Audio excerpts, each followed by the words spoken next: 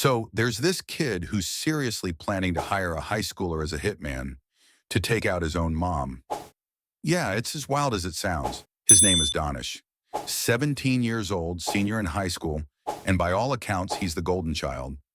Honor roll student, class president, the principal's right-hand guy. Smart, charming, popular, you name it, he's got it. But behind that perfect image, Donish has one major issue: his mom. Let's just call her Mom. So Mom's got rules, and not just any rules, strict, no nonsense, my house, my rules type of stuff. But hey, she's not a villain. She works her butt off to make sure Donish has everything: designer clothes, his own car, even a credit card. He's living better than most adults. But there's a catch. She expects him to live by her standards. Oh, and she's an immigrant mom, so you already know she's pushing him to be the best at everything. We're talking an 8 p.m. curfew, barely any social life outside of school. You name it, she controls it. Now, most people would call this strict parenting, but Donish, oh, he's convinced he's living under a full-on dictatorship, and he's about to rebel in the most twisted way imaginable. This really pisses him off. I mean, he's just trying to be a regular 17-year-old, hang out with his friends, maybe break a few curfews. It's not like he's plotting a crime yet, but he's getting fed up. He's done with her calling the shots like she's the warden and he's the inmate. And then things take a turn. He tells his mom he wants to apply for an internship with the Houston Police Department. You know, maybe become a cop one day. Imagine that. The kid dreaming of law and order, while his own mind is flirting with something much darker. Mom shuts him down instantly. A cop? Over her dead body. She wants him saving lives, not giving out speeding tickets. But Donish doesn't care. He goes for the police internship anyway and lands an interview. Just one problem. He's 17. He needs his mom's signature. So he hands her the paperwork, thinking maybe she'll finally give in. But she doesn't. They argue. She rips up the paper, and in that moment, something shifts. No. His dreams shredded in her hands. And a chilling thought creeps in. What if she just wasn't around anymore? One day, Donish just breaks. He's done with her rules, her control. So he hatches a plan to hire a hitman. Yeah, because that's the logical next step, right? But here's the thing.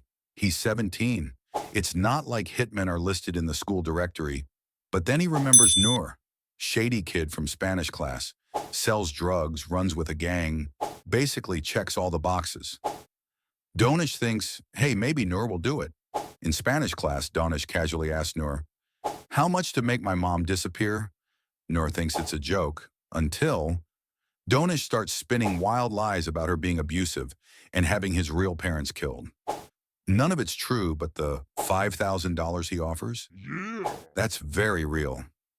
Suddenly, Spanish class just took a dramatic twist. It's just another ordinary morning. The plan's in motion.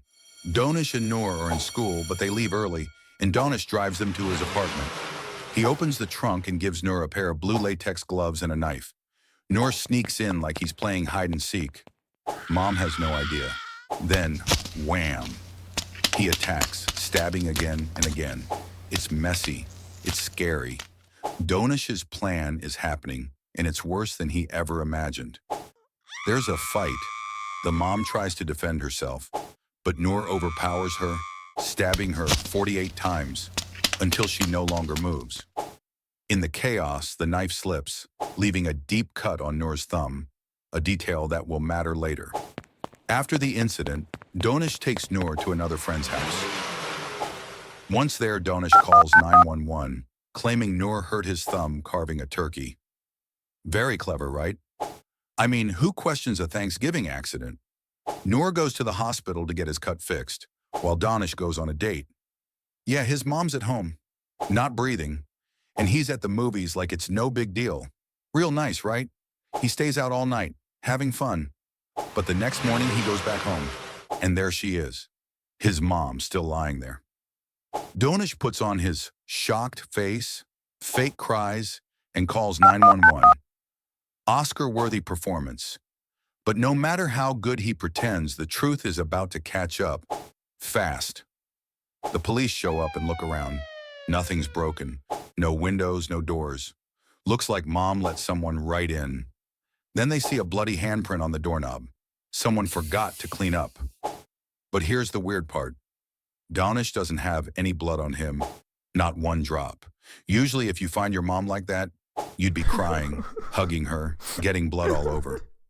But Donish, nothing. It's almost like he already knew she was gone. The police start to feel like something's fishy, so they question Donish. They listen to his 911 call and notice something weird. He keeps saying where he was and what he was doing, even though no one asked. It's like he was trying too hard to prove he wasn't there. Guilty people do that a lot. It's like he was playing a game of, I totally didn't do it, but he was losing badly. The police are giving Donish that look. Like, we know you did something, but when they test the bloody handprint, it's not his. They don't have any proof, so they let him go. Just like that, Donish walks away, looking as innocent as a cat next to a broken glass. One day, the cops show up at school and arrest Nur for drugs. It has nothing to do with the Donish's mom. But Nur panics. As they take him away, he shouts, "Tell Donish to call me! I'm going to jail!" The cops raise their eyebrows. Well, looks like they just found Donish's partner in crime. The cops see Nur wearing one glove and tell him to take it off. Underneath, there's a deep cut with messy stitches. It looks painful. They ask, "What happened?" Nur says, "I cut it carving turkey." The cops look at him, their faces serious. "Carving turkey, huh?" One of them says, his voice cold. They test his DNA, and it matches the bloody handprint on the doorknob. Nur's face goes pale. He realizes he's caught. His hands start to shake. Then he breaks down and confesses everything. He admits that Donish paid him $5,000 to get rid of his mom. He talks quickly, his words stumbling over each other as he tries to explain. Meanwhile, Donish is at school pretending like everything's normal. But then the cops come. They handcuff him right there, in front of his classmates. His face is blank, his eyes wide. He doesn't say a word. Nur gets 40 years in prison. Donish gets 50. Just like that, their plan falls apart. Guess they didn't teach how to clean up your mess in Spanish class.